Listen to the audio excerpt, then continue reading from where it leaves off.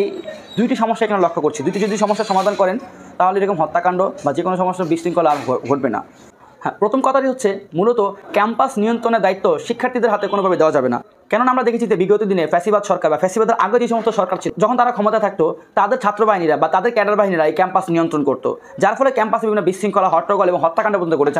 আমরা দেখেছি বুয়েটে শহীদ আবরাফাত হত্যার মাধ্যমে, গতকাল তোফাজ্জল হত্যার মাধ্যমে আমরা দেখেছি যে ক্যাম্পাসের শিক্ষার্থীদের অনৈতিক ক্ষমতা, তারা ক্ষমতা প্রদর্শন করে তারা যা খুশি তা করতেছে। সুতরাং ক্যাম্পাসে তাদের নিয়ন্ত্রণ, শিক্ষার্থীদের নিয়ন্ত্রণে না রেখে ক্যাম্পাস আইন শৃঙ্খলা বাহিনী বা ক্যাম্পাস কর্তৃপক্ষ রাখতে হবে। বিশেষ করে হলগুলো, বিশেষ করে এক একটা হলে হাজার হাজার শিক্ষার্থীরা থাকে, তারা যখন ক্লাসে চলে যায় বা তারা যখন হলে না থাকে তখন এই ক্যাম্পাসগুলো অনিরাপদ থাকে। সুতরাং এই ক্যাম্পাসগুলোকে নিরাপদ করার জন্য আমি বলবো যে সার্বক্ষণিকভাবে প্রত্যেকটা ক্যাম্পাসে 5 থেকে 10 জন আনসার নিয়োগ করা হোক। এই ক্যাম্পাসে কোনো সমস্যা, কোনো ঝামেলা, কোনো ফ্যাসাদ বা কোনো চোর ডাকাত ধরা পড়লে সেটা সাথে সাথে শিক্ষার্থীরা আনসারকে ডাকবে বা আনসারের হাতে সোপর্দ করে দিবে এবং আনসাররা একটা যৌক্তিক ব্যবস্থা নেবে। আমি বলতেছি যে আনসারদের কি দেন, কোনো একটা বাহিনী এরকম গঠন করেন, আনসার একটা উদাহরণ মাত্র।